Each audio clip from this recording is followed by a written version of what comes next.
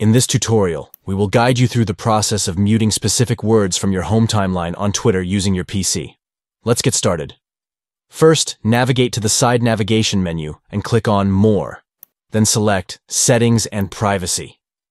Next, within the Privacy and Safety tab, locate and click on Mute and Block.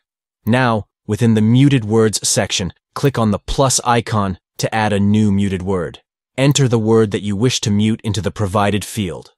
After entering the word, select Home Timeline to specify where you want the word to be muted. Choose From Anyone to ensure that the word is muted from all users. You can now decide on the duration for which you want the word to be muted.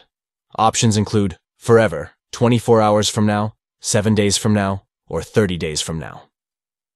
Once you have selected the desired mute timing, click on Save to apply your changes.